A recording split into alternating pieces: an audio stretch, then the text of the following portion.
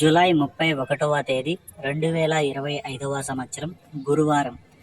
ఈ వీడియోలో చింతామణి టమోటా ధరలు ఎలా ఉన్నాయో ఈ వీడియోలో తెలుసుకుందాం.